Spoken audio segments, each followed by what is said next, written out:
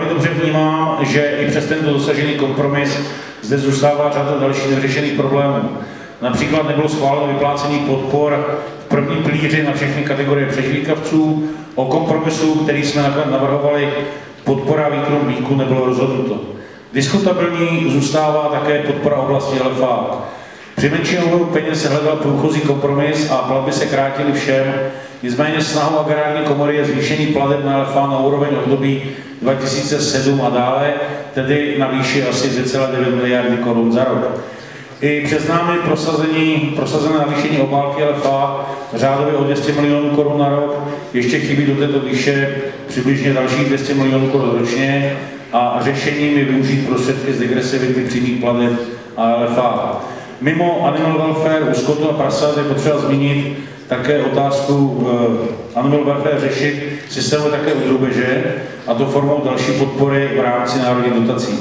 Kritickým bodem celého PRV zůstává ale jeho kofinancování, protože Česká republika má jedno z nejnižších kofinancování PRV na úrovni 25% v rámci Evropské unie, což se ukázalo až poté, co ostatní členské země předložily své návrhy.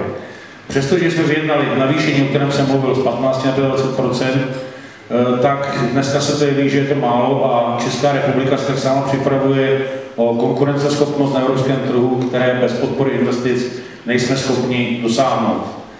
Na minulém sněmu agrární komory jsem rovněž zdůraznil, že si budeme hlídat sliby ministerstva a pana ministra směrem k agrární komoře. Já jsem velmi rád, že zde mohu říci, že řada z nich se podařila splnit, a to včetně znovu zavedení zelené nafty pro zemědělce, nebo se díky přerozdělení peněz v rámci přímých plateb zvýšila oproti roku 2013 také částka poskytovaná na citlivé sektory, a to téměř dvojnásobek. Zatímco v roce 2013 bylo na citlivé komodity vyhrazeno 819 milionů korun, v roce 2014 to bylo více než 1,5 miliardy korun. Ale jak už jsem uvedl, zbývá nám ještě mnoho problémů k řešení a ukazuje se, že zemědělci a ministerstvo nemají úplně na všechno stejný názor. Na závěr tohoto hodnocení uplynulého roku mi dovolte také pár statistických údajů. Zemědělská produkce v běžných cenách se oproti roku 2013 zvýšila o více než 8 miliard korun a dosáhla nejvyšší hodnoty od roku 1998, to znamená 136,6 miliardy korun. Bohužel se opět tady ukázala strukturální nevyrovnanost českého zemědělství, když podíl rostlinné výroby nadále výrazně převyšoval podíl živočišné produkce.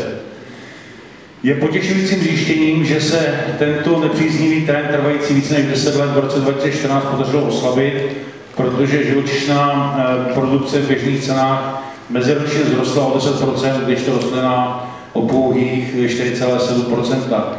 Nicméně i nadále ale je nezbytné se na tuto nevyrovnanost zaměřit a do budoucna ji dále řešit.